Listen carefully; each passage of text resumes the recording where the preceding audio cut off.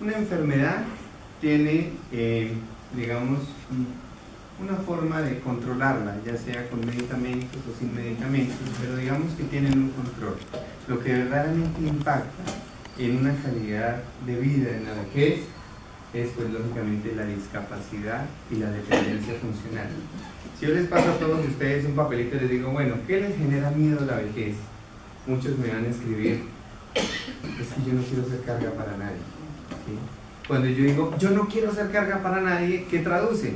Pues hombre, que yo quiero caminar solo, yo quiero comer solo, no quiero que me vistan ni que me bañen, sino que yo pueda ser autónomo e independiente, ¿sí? Entonces, hacia allá vamos.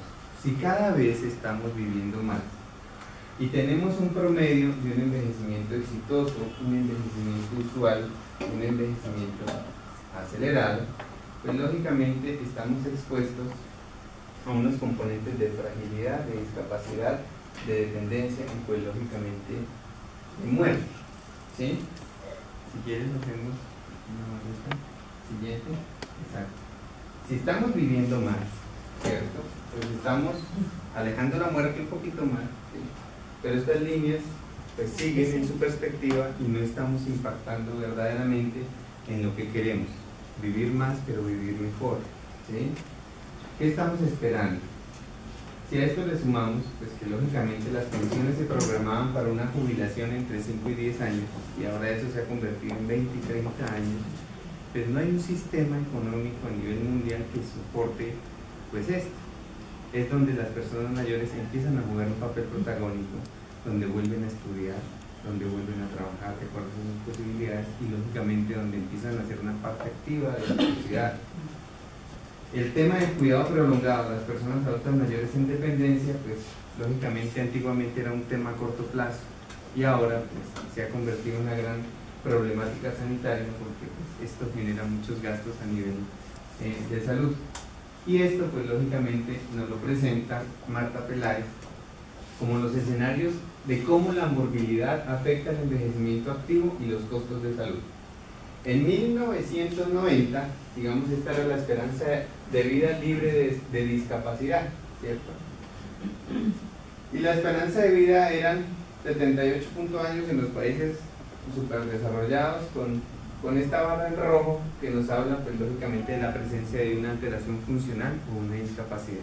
Y en el 2040, esa esperanza de vida va a aumentar, ¿sí? Si nos mantenemos con las mismas acciones y mantenemos lógicamente también el periodo de discapacidad o dependencia, que se va a mantener igual.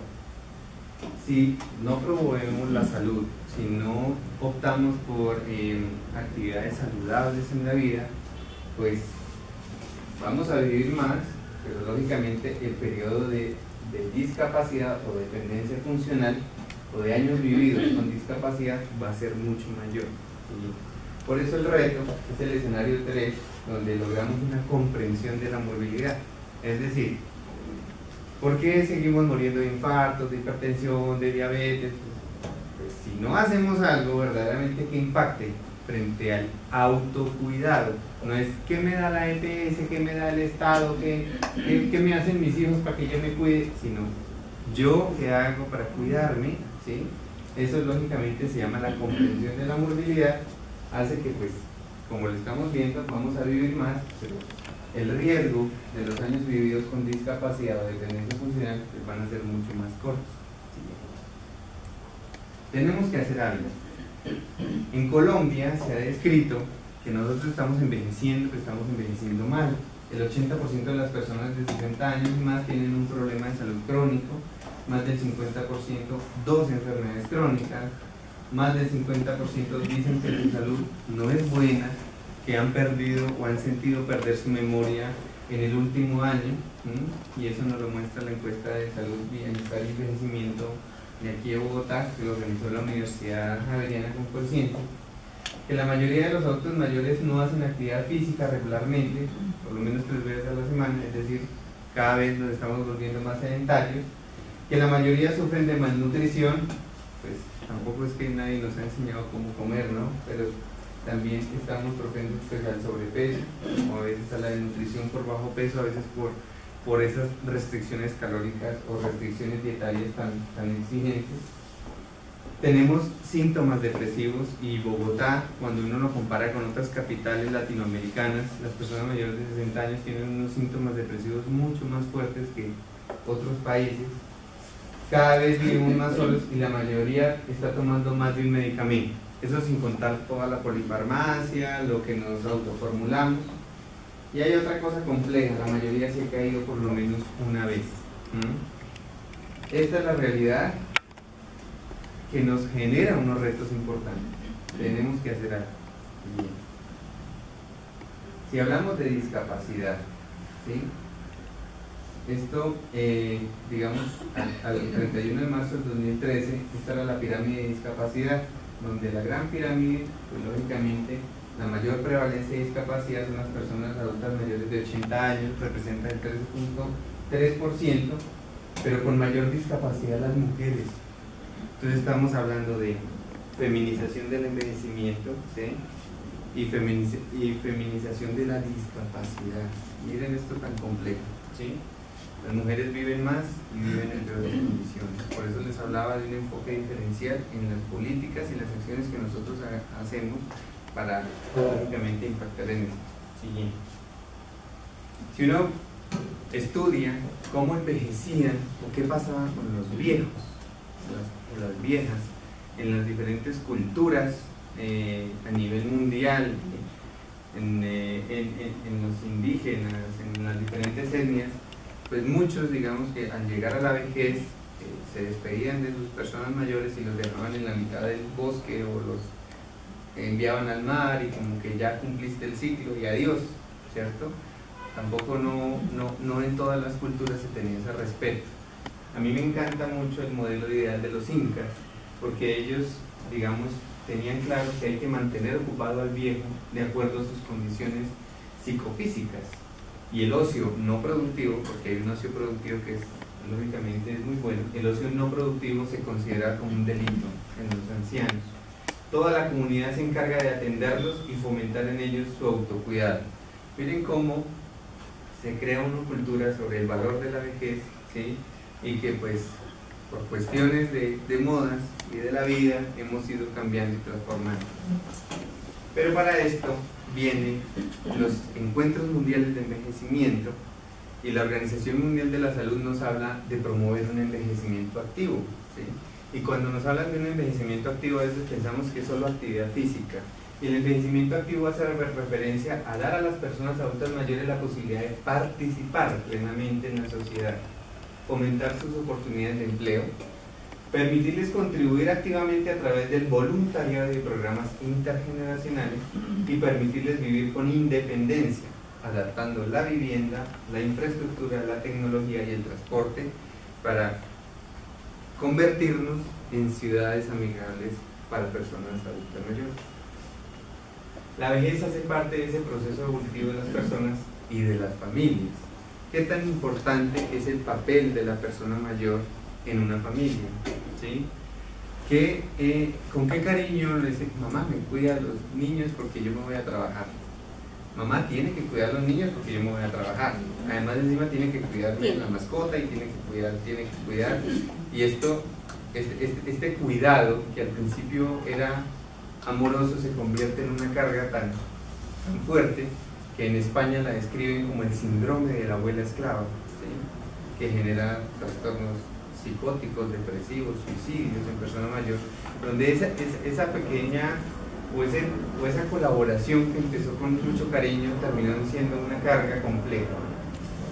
Es importante fortalecer esas redes de cooperación, de ayuda, de estímulo, de reconocimiento, de creatividad, de valoración de cada persona de la familia, ¿sí? Aquí no es, ay, pobrecito, el abuelito, ¿sí? Mire que medio hizo ahí un tejidito y bravo porque no puede hacer nada más. No, aquí es darle el puesto que se merece a cada quien en la familia, ¿sí? La persona adulta mayor cumple una función simbólica en la familia como signo de identidad, de continuidad generacional. Se habla de guardianes de la familia con un rol activo de protección o de atención y construcción social en la historia familiar. Entonces, miren que el contexto al cual estamos proponiendo cambiar a la sociedad es un contexto de inclusión, no de participación únicamente. Cuando se hizo la gran encuesta nacional de qué estamos haciendo por la vejez, ¿cierto? Económicamente, no tenemos nosotros el sentido del ahorro, ¿cierto? De que ahorramos para la vejez. ¿Cuántos de ustedes en un baby shower, ¿sí? Le dicen, mire, aquí está la cuenta de ahorros del bebé para su vejez? No, eso como que no, está muy chiquitico, eso no debe pensar en esas cosas, ¿cierto? Y estar chiquitico es que se nos va pasando el tiempo y económicamente no nos preparamos para la vejez, y eso fue lo que salió en el estudio. Aportando a un fondo de pensiones obligatorias y voluntarias, pues vemos un porcentaje. Lo azul es en las ciudades, lo rojo es en las zonas rurales y lo verde el total nacional. Hay algo muy cómico, y es que muchos todavía siguen pensando que dicen, estamos preparando a los hijos confiando en que estos los sostengan en la vejez, ¿cierto? Donde se tiene un imaginario ahí, pero la realidad es que no se está haciendo nada. No tenemos la cultura del ahorro y lógicamente pues una de las características de una buena vejez es pues, tener pues unos accesos y unas oportunidades económicas pues para poder desarrollar todas las sueños y proyecciones que se tienen.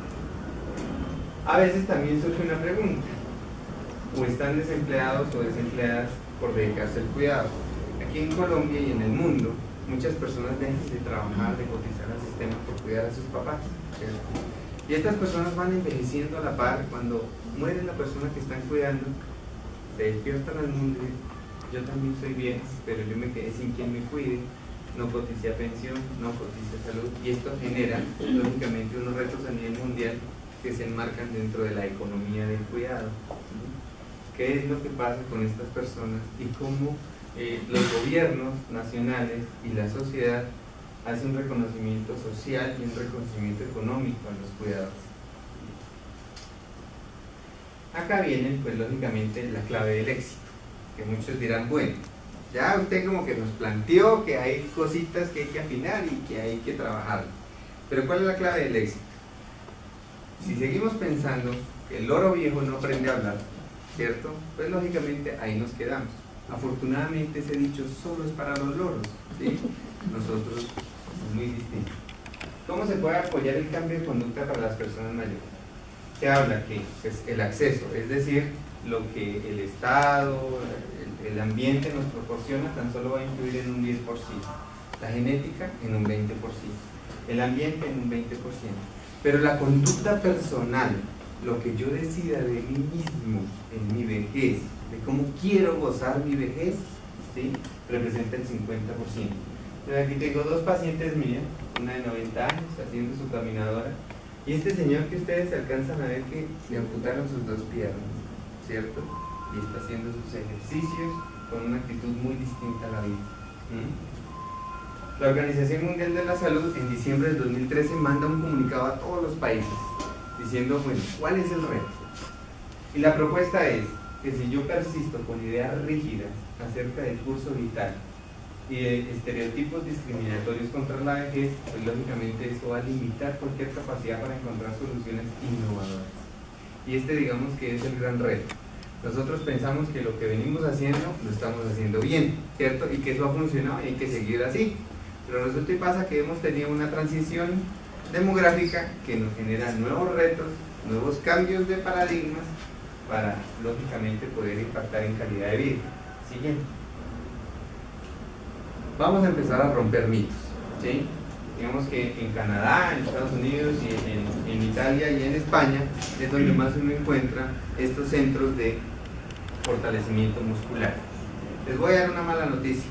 Después de los 30 años, cada año perdemos un 1% de la masa muscular total. Es decir, que si yo les digo a ustedes cómo camina una persona de 90 años, muy seguramente ustedes se van a encorvar y van a caminar despacito, ¿cierto? Con una velocidad de la marcha lenta. ¿Qué hicieron estos grupos de investigadores?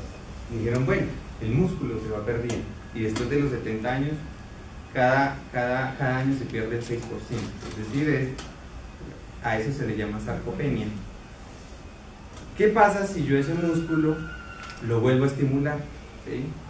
Y le digo, a ver, vamos a empezar a hacer ejercicios de resistencia. No es vaya camine, eso no, es vaya camine pero con una maleta y 3 panelas, o vaya camine con 2 libros debajo del brazo, o vaya camine con el mercado, ¿sí?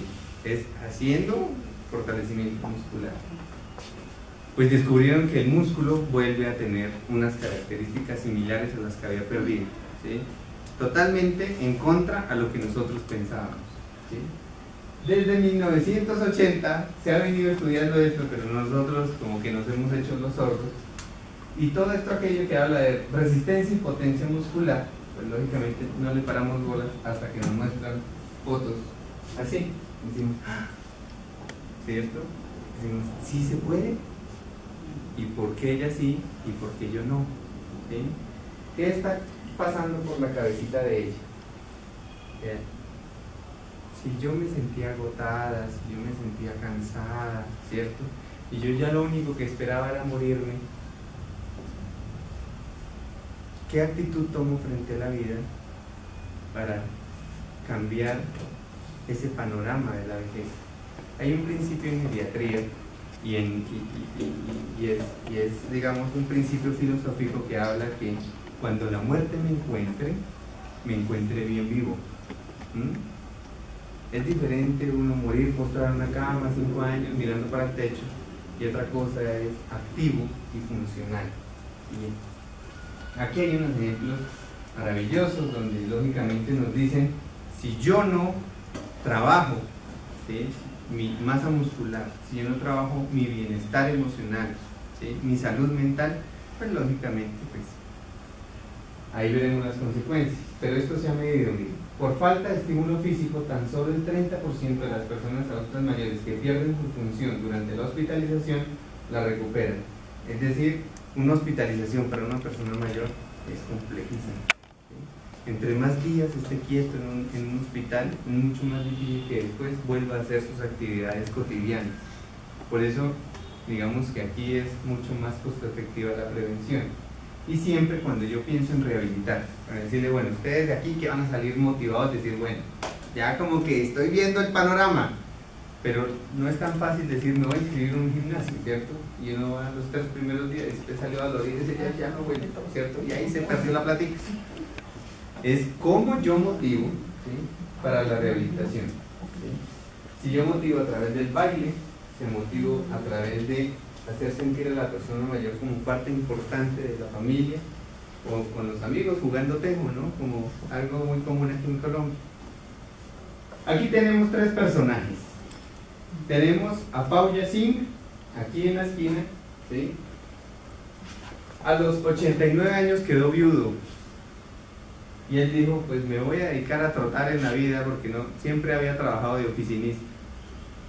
Y a los 103 años completó la maratón de Toronto en tan solo 8 horas, 11 minutos y 6 segundos. El pesista Charles Euster, de 93 años, no ganó un triatlón. A los 93 años ganó un decatlón, ¿sí? Y este señor Robert Marchand, de 102 años, francés, recorrió 26.927 kilómetros en tan solo 1 hora, ¿sí? Demuestran lógicamente que los años no son un impedimento para alcanzar metas, ¿sí? Ahí sí, como dice la propaganda, la meta la pones tú, ¿sí? Eso es cierto. Nosotros somos producto de los propios límites que nos ponemos, ¿no? Sí. Lógicamente, si yo estoy hablando del éxito de la vejez, pues tengo que volver a estimular el músculo. Si no quiero hacer esa carga para el otro, yo tengo que mantenerme activo y funcional. Y es que cuando la persona mayor hace ejercicio, pero un ejercicio no es vaya a caminar al parque, ¿cierto? Sino un ejercicio que... La reducción del riesgo de enfermedad cardiovascular o pulmonar se baja un 34%, el dolor, la discapacidad en pacientes con artritis de rodilla. No, es que yo con artritis eso yo no me puedo mover y no hago ejercicio. Es que si no hace ejercicio es peor el dolor, ¿sí? Si hace ejercicio, tan solo con el ejercicio, sin medicamentos ni nada de eso, el 48% mejora. La reducción de la degeneración neuronal por Alzheimer se habla de una prevención secundaria está en un 50%. de los síntomas de la diabetes, del 58%. Ahí ustedes pueden ver todos los beneficios, ¿sí?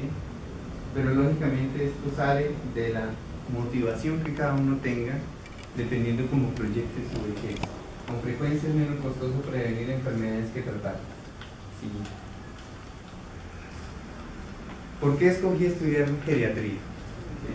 Porque yo dije, me voy a dedicar a las personas mayores.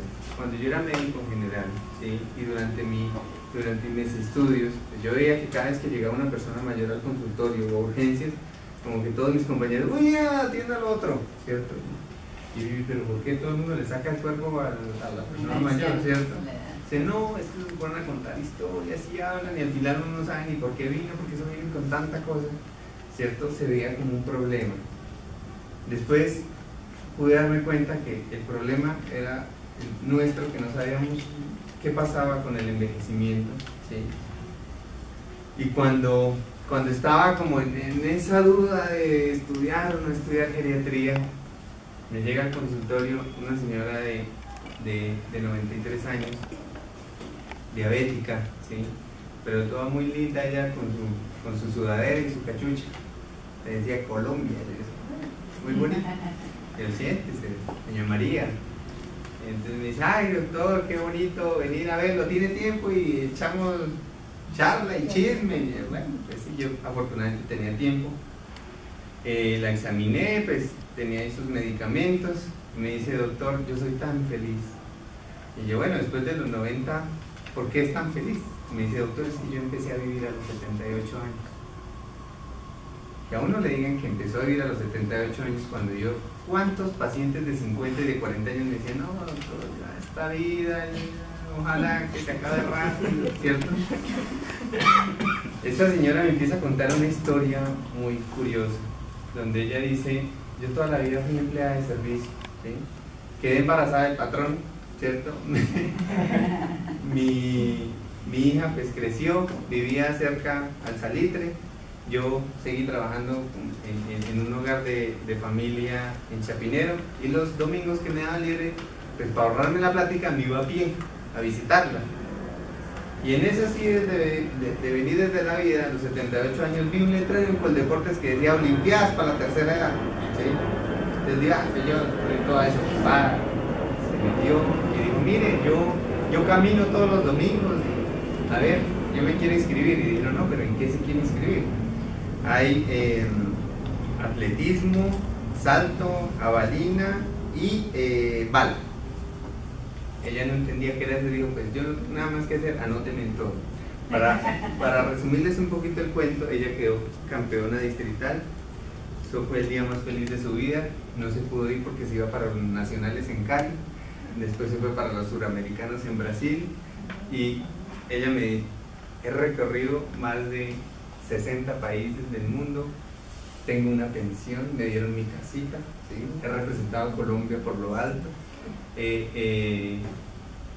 soy la persona más feliz del mundo, y me regaló una de las medallitas de oro que ella había ganado en uno de los países, y me dice, ahora entiende por qué empecé a vivir a los 78 años. Eso me hizo cambiar lógicamente esos imaginarios que yo traía y que me había formado durante, pues, mientras estudiaba medicina, y decía, bueno, ¿de qué estamos hablando? ¿Cierto? Vivir mejor, ¿qué significa? Vivir sin enfermedad o vivir sin discapacidad y sin dependencia. ¿Hacia qué le estamos apuntando? Cada uno de ustedes, ¿sí? Y cada uno de nosotros somos estos.